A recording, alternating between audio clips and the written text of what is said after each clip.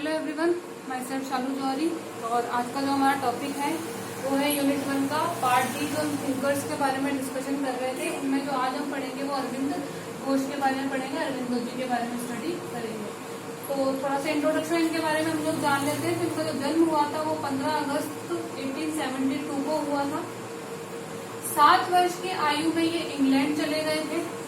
वहां पर ये 14 वर्ष तक रहे थे और वहां पर इन्होंने Latin, Greek, French, German, Italian, Spanish आदि सभी भाषाओं का अध्ययन वहां पर इन्होंने किया था। जब ये वहां से वापस लौटे, युवा अवस्था में इन्होंने जो है स्वतंत्रता संग्राम में भाग लिया था। उसके बाद में ये योगी बन गए और उसके बाद में जो है इन्होंने एक आश्रम स्थापित किया जो कि पौंडीचेरी में स्थापित किया था इन्होंने, और उसका नाम था श्री अरविंदो आश्रम। तो यहाँ पर आप लोग देखिए कि पहले जो है कि पॉलिटिशियन के रूप में इन्होंने स्वतंत्रता संग्राम में भाग लिया, उसके बाद में ये योगी बने और एक योगी बनने के बाद में जो है ये दार्शनिक के रूप में निकल करके आए। तो ठीक है, इनका दर्शन जो है सभी चीजों का मिला जुला रूप है, क्योंकि सबसे पहले तो है इंग्लैंड गए थे तो वेस्टर्न जो फिलोसॉफी है उसका भी इनके ऊपर प्रभाव था, क्योंकि इंग्लैंड में इन्होंने अपनी पढ़ाई करी थी, वहां पर सभी भाषाओं को इन्होंने अध्ययन किया था। उसके बाद में जब भारत में आए वापस तो स्वतंत्रता संग्राम में भाग लिया, एक पॉलिटिशियन के रूप में निकल करके आए, योगी भी ये बन गए थे बाद में, और एक आश्रम स्थापित कर दिया था जिसका नाम था श्री अरविंदो आश्रम, जो कि पौंडीचेरी में स्थित है। 1893 को जो है ये भारत वापस लौटे थे और वहां से लौटने के बाद में इन्होंने बड़ौदा कॉलेज भी ज्वाइन किया था। तो as a lecturer, as a teacher भी इन्होंने काम किया, शिक्षक के रूप में भी इन्होंने काम किया। तो भारत लौटने के बाद में बड़ौदा कॉलेज जो है उसको भी इन्होंने ज्वाइन किया था। अब जो सबसे इम्पोर्टेंट बात आती है जहाँ पे क्वेश्चन अक्सर हमसे पूछते हैं, सर्वांग योग। तो सर्वांग योग की जो अवधारणा है, सर्वांग योग दर्शन जो है वो श्री अरविंदो जी के द्वारा दिया गया था। तो यहाँ से बहुत बार क्वेश्चन बना है, जो मैथ वाले क्वेश्चन बनते हैं कि जैसे गांधी जी ने क्या दिया था, रविंद्र टैगोर जी ने शांति निकेतन की स्थापना की थी, तो उसी तरीके से अरविंदो जो है उन्होंने सर्वांग योग दर्शन दिया था। एक जनरल जो है उसका प्रकाशन उन्होंने किया था जिसका नाम है वंदे मातरम। तो ये भी यहाँ पर ध्यान रखने वाली बात है। बाद में जब एक पॉलिटिशियन, दार्शनिक, एक अध्यापक के रूप में जब इन्होंने जीवन व्यतीत किया, उसके बाद में लास्ट में जो है इन्होंने अपना जो संपूर्ण जीवन है वो अपने आश्रम में व्यतीत किया और वहां पर इन्होंने योग, साधना, ध्यान, आध्यात्मिक जो वृद्धि विकास है वो करते हुए अपना जीवन निकाला था। तो इन्होंने योग पर, साधना पर, ध्यान पर, आध्यात्मिक जो वृद्धि विकास है वो करते हुए इन्होंने अपना जीवन व्यतीत किया था। आध्यात्मिक स्पिरिचुअल जो है डेवलपमेंट ग्रोथ, उसके ऊपर उन्होंने ध्यान दिया था। ये धर्म दर्शन, आध्यात्मिक विकास, ब्रह्मचर्य, योगा आदि सभी बातों को जो है वो बहुत महत्वपूर्ण मानते थे। तो आप खुद देख सकते हैं कि कैसे इनका जीवन निकला है।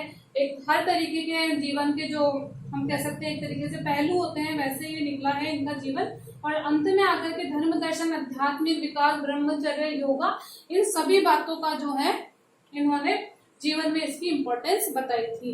इन्होंने बाद में जब हम बाहर थे तो सभी भाषाओं का अध्ययन किया था, जैसे मैंने अभी आपको बताया था, Latin, Greek, French, German, Italian, इन सभी भाषाओं का इन्होंने अध्ययन किया था। उसके साथ ही जो है भारत में आने के बाद में इन्होंने संस्कृत का, मराठी का, गुजराती का, बंगाली, इन सभी भाषाओं का भी जो है इन्होंने अध्ययन किया था।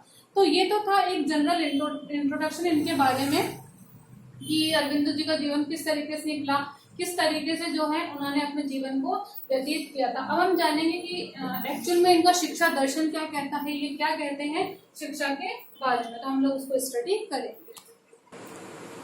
तो इनका जो शैक्षिक दर्शन है उसे हम लोग देख रहे थे। तो सबसे पहले जो है इन्होंने वेद और उपनिषद जो है उन ग्रंथों पर जो है टीका लिखी। टीका का मतलब होता है शॉर्ट नोट्स टाइप में जो होता है, छोटी पुस्तक जैसा।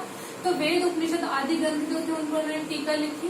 योग और साधना, इन पर जो है इन्होंने भौतिक ग्रंथ लिखे थे। अब जो सबसे इम्पोर्टेंट बात आ रही है वो है अति मानस सुपर माइंड और अति मानव सुपरमैन की। तो जो अरविंद जी थे उन्होंने कहा था कि जो मानव है, उन्होंने सबसे पहले बताया था कि जो मानव है वो संसारिक जीवन में रह करके भी दैवीय शक्ति को प्राप्त कर सकता है। दैवीय शक्ति को प्राप्त करने का मतलब है वो सुपरमैन बन सकता है। इस जीवन की जो चक्र है, इस जीवन में जो फंसा हुआ है, उनसे सबसे वो है ऊपर उठ सकता है। सत्य रज तम जो तीनों गुण होते हैं, उन तीनों गुण से वो ऊपर उठ सकता है। तो सबसे पहले अरविंद जी ने ये बात कही थी कि इस संसार में रहते हुए भी, संसारिक जीवन के भोगों को भोगते हुए भी जो व्यक्ति है वो अति मानस, यानी कि अति मानस का मतलब होता है सुपर माइंड, अति मानव का मतलब होता है सुपरमैन बन सकता है। दैवीय शक्ति को वो प्राप्त कर सकता है। ठीक है, आगे हम लोग देखते हैं कि अति मानस का मतलब क्या होता है। तो अति मानस का मतलब होता है कि ईश्वर में जो है पूर्ण रूप से विश्वास करना। अति मानस का मतलब है ईश्वर में पूर्ण विश्वास। और ईश्वर में पूर्ण विश्वास करने के साथ साथ सत्य, रज और तम जो तीनों गुण होते हैं, उनसे पूर्ण रूप से ऊपर उठ जाना ही क्या है, वो है अति मानस। और अति मानस का जो प्रोसेस है, ठीक है, वो भी 4 जो हमारे पॉइंट है या 4 जो स्तर है, उनसे होकर के गुजरता है। तो हम लोग देखते हैं कि वो 4 स्तर कौन कौन से हैं। तो अरविंद जी जो है उन्होंने मस्तिष्क की धारणा बताई थी। जो हमारा माइंड होता है, मस्तिष्क की धारणा बताइए उन्होंने, हमारे माइंड की धारणा बताइए। हमारे जो मस्तिष्क होता है उसके अलग अलग विचार स्तर बताए हैं उन्होंने, श्री अरविंद जी ने। तो वो विचार स्तर कौन कौन से हैं हम लोग वो देखते हैं। मस्तिष्क के जो विचार स्तर हैं, सबसे पहला जो इसमें आता है वो आता है चित्त। चित्त को हम लोग जो है कॉन्शियसनेस भी कह सकते हैं। हमारी जो कॉन्शियसनेस होती है वो होता है चित्त। सबसे पहले है चित्त। तो चित्त समझने के लिए हमें समझना होगा, चित्त है उसमें सिर्फ हम बातों को सुनते हैं, सुन करके जो है हमारे मन में रख लेते हैं, उस पर विचार विमर्श नहीं करते, कुछ नहीं करते, बस बातों को सुनते हैं और सुन करके अपने मन में रख लेते हैं। सिर्फ सुनने की जो प्रक्रिया आती है वो आती है चित्त में। दूसरी जो होती है वो होता है मनस। मनस यानी कि हमारा जो माइंड होता है वो, हमारा जो मनस होता है इसमें हम कंसेप्ट बनाते हैं। हमने चित्त के अंदर जो बातें सुनी उनसे रिलेटेड जो हम जब कंसेप्ट बनाते हैं, अपनी संकल्पनाएं जब हम बनाते हैं, तो वो मनस के अंतर्गत आता है। नेक्स्ट आता है बुद्धि, इंटेलिजेंस। जब हमने जो अपने कंसेप्ट बताया उन पर हम विचार विमर्श करते हैं, उनका जब आदान प्रदान करते हैं, ठीक है, तो वो किसके माध्यम से होता है, वो बुद्धि के माध्यम से होता है। और सबसे लास्ट में जो आता है वो आता है अंतर्ज्ञान। हमें स्वयं से जो नॉलेज होती है, इन तीनों से, चित्त से, मनस से और बुद्धि से सबसे ऊपर जो है वो कौन सा है, वो है अंतर्ज्ञान। सबसे ऊंची जो स्टेज बताई गई है, अगर आपसे पूछा जाए कि अति मानस के कंसेप्ट में मस्तिष्क की जो धारणा बताई गई है या जो विचार स्तर बताए गए हैं, उनमें से सबसे ऊंचा स्तर कौन सा है, तो वो अंतर्ज्ञान का स्तर है, जिसमें हम इन तीनों से ऊपर उठ करके सोचने की कोशिश करते हैं, तो वो अंतर्ज्ञान के अंतर्गत आती है। तो यहाँ पर आप लोग समझ गए होंगे कि सबसे पहले आता है अतिमानस का कंसेप्ट, जिसमें उन्होंने ये बताया था कि जो व्यक्ति है वो संसार में रहते हुए भी, संसारिक जीवन भोगते हुए भी जो है दैवीय शक्ति को प्राप्त कर सकता है, यानी कि वो अति मानव बन सकता है, सुपरमैन बन सकता है। ठीक है, अति मानव के कंसेप्ट को समझने के लिए हमने समझा कि उन्होंने मस्तिष्क की जो है वो धारणा बताई थी, मस्तिष्क के कुछ विचार स्तर बताए थे, लेवल बताए थे हमारे अलग अलग माइंड के। उसमें उन्होंने 4 लेवल बताए, चित्त, मनस, बुद्धि और अंतर्ज्ञान। चित्त में हम जो है चीजों को सुनते हैं, सिर्फ सुनते हैं और अपने मन में रखते हैं। उसके बाद में मनस में हम उन चीजों के कंसेप्ट बनाते हैं। कंसेप्ट बनाने के बाद में हम विचारों का आदान प्रदान करते हैं, उन पर सोचना शुरू करते हैं, और अंतर्ज्ञान में हम इन तीनों चीजों से ऊपर उठ जाते हैं। तो ये था अतिमानस का कंसेप्ट। ठीक है, और इन्होंने राष्ट्रीय शिक्षा जो है उसकी संकल्पना भी इन्होंने दी थी। राष्ट्रीय शिक्षा, नेशनल एजुकेशन की जो कंसेप्ट है वो भी इन्होंने दिया था, और शिक्षा दर्शन जो है उसकी इन्होंने आधारशिला रखी थी। तो ये हमने समझ लिया कि अतिमानस क्या होता है। इन्होंने जो माइंड है, यहाँ पर मैं लिख देती हूँ, हमारा जो माइंड है या जो मन है उसको इन्होंने छठी इंद्रिय माना।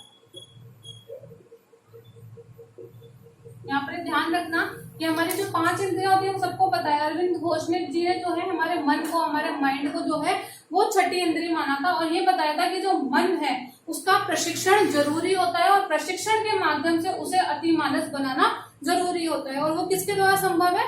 वो एजुकेशन के द्वारा संभव है। तो उन्होंने यही बताया था कि हमको पहले अपने माइंड को ट्रेंड करना है, ठीक है। माइंड को ट्रेंड करने के बाद में जो है उसके बाद ही हम अति मानस बन सकते हैं, या हमारा मन जो है, हमारा माइंड जो है वो सुपर माइंड बन सकता है। तो ये अति मानस है और ये मनस है, तो ये दोनों अलग अलग है, इसमें कंफ्यूज मत होना। अति मानस में हम कंसेप्ट बनाते हैं और जब इन चारों स्तर से हम जब गुजर जाते हैं तब वो अति मानस की स्थिति आती है। तो आई होप आप लोगों को ये अति मानस का जो कंसेप्ट है, सुपर माइंड का जो कंसेप्ट है वो समझ में आया होगा। तो शिक्षा का लक्ष्य इन्होंने यही बताया है कि शिक्षा का लक्ष्य ये होना चाहिए कि जो व्यक्ति है उसको अति मानस की स्थिति में पहुंचाना ही शिक्षा का उद्देश्य होना चाहिए, शिक्षा का एम होना चाहिए। तो हमने यहाँ पर अति मानस और अति मानव को देख लिया। नेक्स्ट हम लोग देखते हैं।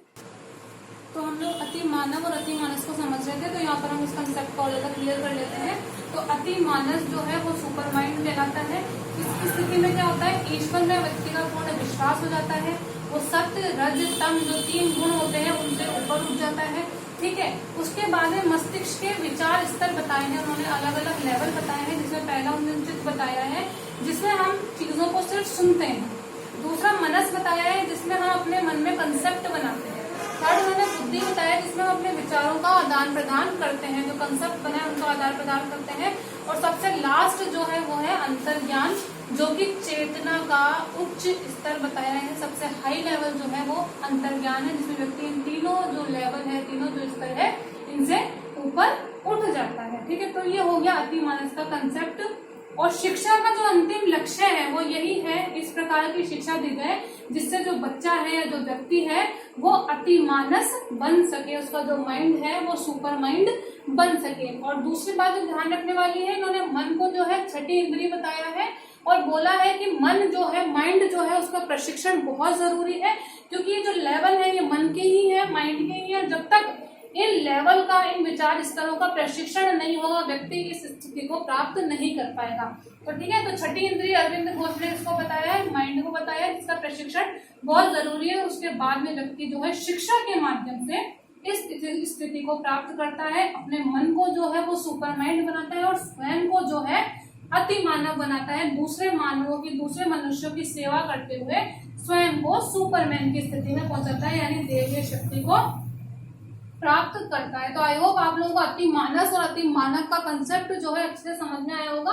अगर उसके बाद में भी आपको इसमें कोई कंफ्यूजन रहता है तो आप लोग मुझसे पूछ सकते हैं।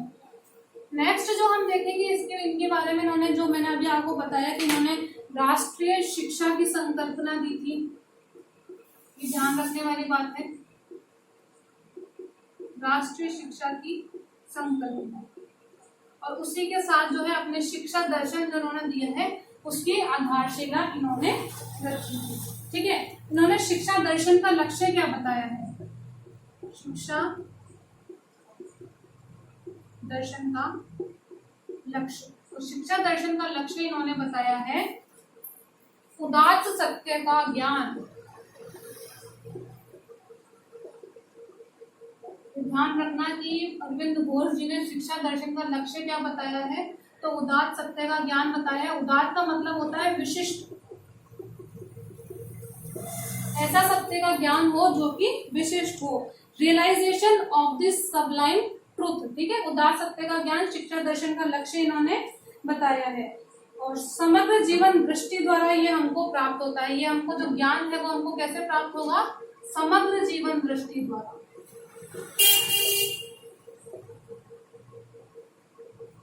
समग्र जीवन दृष्टि का मतलब है इंटीग्रेटेड व्यू ऑफ लाइफ। समग्र जीवन दृष्टि के द्वारा हमको शिक्षा दर्शन का जो लक्ष्य है, जिसका मतलब है उदात्त सत्य का ज्ञान या विशिष्ट सत्य का ज्ञान, जो कि हमको इंटीग्रेटेड व्यू ऑफ लाइफ के माध्यम से प्राप्त होगा। तो ये हमने जान लिया अरविंद घोष जी के बारे में। योग के बारे में इन्होंने क्या कहा है, क्योंकि इन्होंने सर्वांग योग दर्शन जो है इन्होंने दिया था, तो योग के बारे में ये क्या कहते थे, योग को बहुत ज्यादा इंपॉर्टेंस देते थे और योग के बारे में ये कहते थे, इन्होंने जो है योगाभ्यास पर बहुत अधिक बल दिया है।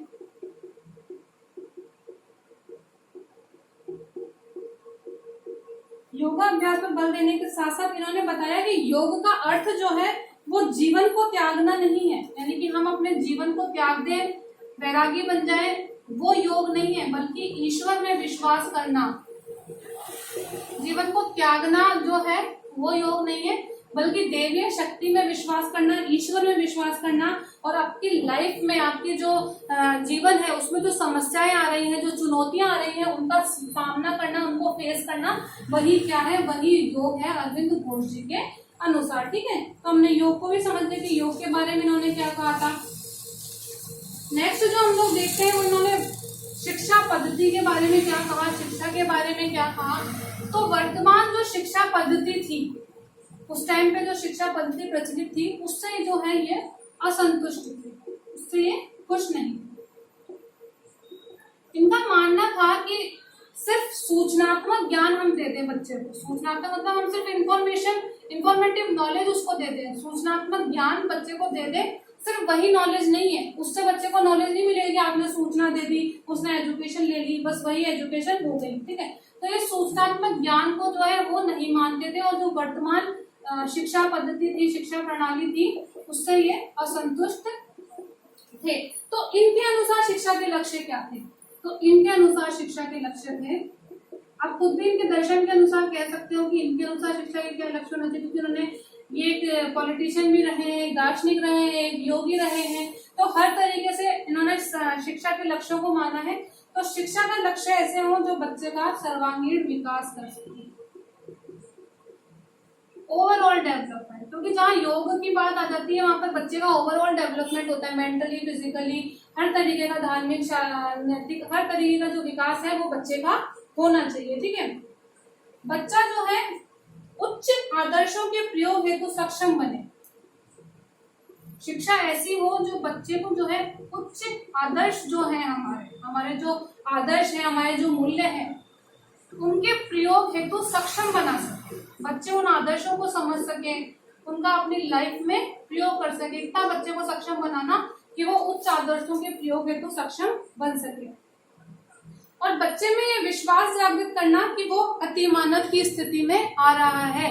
उसकी एजुकेशन उसको इस प्रकार से दी जाए कि उसको हर पल ये एहसास करवाया जाए कि वो धीरे धीरे अतिमानव की स्थिति में आए जा रहा है। तो इस प्रकार के जो है शिक्षा के लक्ष्य होने चाहिए अरविंद जी के अनुसार। ठीक है, तो हमने देखे कि वर्तमान शिक्षा पद्धति से असंतुष्ट थे, सूचनात्मक ज्ञान को ही सब कुछ नहीं मानते थे, शिक्षा के लक्ष्यों में सर्वांगीण विकास की बात करते थे, ओवरऑल डेवलपमेंट की बात करते थे, बच्चे को इस प्रकार का हम बना सके कि वो उच्च आदर्शों को अपनी लाइफ में जो है वो प्रयोग कर सके। उसके साथ ही जो है उसको हर पल हर समय ये एहसास कराना कि उसमें नैतिक आध्यात्मिक विकास हो रहा है, वो धीरे धीरे अतिमानव की स्थिति को प्राप्त कर रहा है। तो ये शिक्षा के लक्ष्य बताए गए हैं। नेक्स्ट है कि उनके अनुसार पाठ्यक्रम किस प्रकार का होना चाहिए, करिकुलम के बारे में वो क्या कहते हैं। तो वो इतिहास संस्कृति को जो है वो पाठ्यक्रम का अभिन्न अंग मानते, इतिहास और संस्कृति, हमारा जो कल्चर है, हमारी जो हिस्ट्री है, वो जो है पाठ्यक्रम का एक अभिन्न अंग है। वो विज्ञान को भी स्थान देते थे, वो साइंस को भी मानते थे, क्योंकि वो ये कहते थे कि प्रत्येक बच्चा जो है वो खोजी प्रवृत्ति का है, खोजने वाला है, अन्वेषण करने वाला है, ढूंढने वाला है, तो वो विज्ञान को भी इम्पोर्टेंस देते थे। ठीक है, उसके साथ ही जो है वो मनोविज्ञान को, साइकोलॉजी को, दर्शन को, फिलॉसफी को, और तर्कशास्त्र जो लॉजिक होता है उसको भी उन्होंने इम्पोर्टेंस दी थी। इतिहास को, संस्कृति को, विज्ञान को, साइकोलॉजी को, हमारे दर्शन को, तर्कशास्त्र, इन सभी जो है विषयों को उन्होंने इम्पोर्टेंस दी थी। और साथ में यह बताया था कि बच्चे को सिर्फ सतही ज्ञान नहीं कि ऊपर की नॉलेज हम बच्चे को दे दें और बस उसका पाठ्यक्रम पूरा हो गया, उसकी नॉलेज पूरी हो गई। बच्चा भले ही चयनित विषय पढ़े, मतलब कम सब्जेक्ट पढ़े, लेकिन नॉलेज ऐसी हो कि वो अपनी लाइफ की जो उसकी समस्याएं हैं, जो जीवन में जो भी आगे उसको प्रॉब्लम्स आ रही है, वो उनको फेस कर सके। तो वो कहते थे कि बच्चे को सिर्फ सतही ज्ञान नहीं देना, चयनित उसे विषय पढ़ाओ, यानी कि चूज किए हुए विषय, ठीक है, थोड़े सेलेक्टिव उसको सब्जेक्ट पढ़ाओ, लेकिन उसको ज्ञान जो है वो पूरा दो। साथ साथ में इन सब्जेक्ट जो है इतिहास, संस्कृति, विज्ञान, मनोविज्ञान, दर्शन, तर्कशास्त्र, इन सभी विषयों को भी वो प्रधानता देते थे। नेक्स्ट बात आती है कि शिक्षक के बारे में वो क्या कहते थे। तो शिक्षक को उन्होंने जो बताया है वो पथ प्रदर्शक बताया है। बच्चे को गाइड करने वाला बताया है, पथ प्रदर्शक बताया है, हेल्पर बताया है, सहायक बताया है। ठीक है, तो उन्होंने ये बताया कि टीचर जो है बच्चे का पथ प्रदर्शक है, उसका सहायक है। वो बच्चे को केवल ज्ञान ही नहीं देता, यानी कि सिर्फ बच्चे को नॉलेज ही नहीं देता, बल्कि उस नॉलेज को कैसे प्राप्त करना है वो दिशा भी जो है वो एक टीचर ही बताता है। तो टीचर का स्थान क्या है, एक पथ प्रदर्शक है, सहायक के रूप में है। शिक्षण विधि के बारे में ये क्या कहते थे, शिक्षण विधि टीचिंग मेथड के बारे में कहते थे कि टीचिंग मेथड जो है वो टीचर के ऊपर निर्भर करती है कि टीचर किस मेथड से पढ़ा रहा है, टीचर ने कितनी उत्कृष्टता के साथ में जो है बच्चे को अपना मेथड यूज करके उसको चीजें पढ़ाई। तो टीचिंग मेथड टीचर के ऊपर डिपेंड करता है। तो ये थे अरविंद घोष जी के बारे में हम लोगों ने आज डिस्कस करा, उनके बारे में समझा कि उन्होंने क्या जीवन दर्शन दिया है, क्या शिक्षा दर्शन दिए हैं। तो इसमें जो सब याद रखने वाली बातें हैं वो सिर्फ 2-4 ही है। सबसे पहले जो है सर्वांग योग का कंसेप्ट जो आता है, सर्वांग योग इन्होंने बताया, अति मानस, सुपर माइंड, अति मानव, सुपरमैन, ये 2-3 बातें ही हैं जो हमको इनके बारे में ध्यान रखनी है। बाकी ऐसा कुछ, हाँ एक जो जनरल इन्होंने वंदे मातरम जो इन्होंने जनरल प्रकाशित किया था उसके बारे में हम लोगों को ध्यान रखना है। इसमें जो उन्होंने मस्तिष्क के जो 4 स्तर बताए हैं वो ध्यान रखने हैं, चित्त, मनस, बुद्धि और अंतर्ज्ञान, ये हमको ध्यान रखना है। सबसे हाई लेवल कौन सा है, अंतर्ज्ञान है। बस हमको अरविंद घोष जी में ये ध्यान रखना है। अगर आप लोगों को इसमें कोई प्रॉब्लम लग रही है, समझ में नहीं आ पाया अतिमानव सतिमानव का कंसेप्ट, तो आप लोग उससे पूछ सकते हैं। Okay, thank you.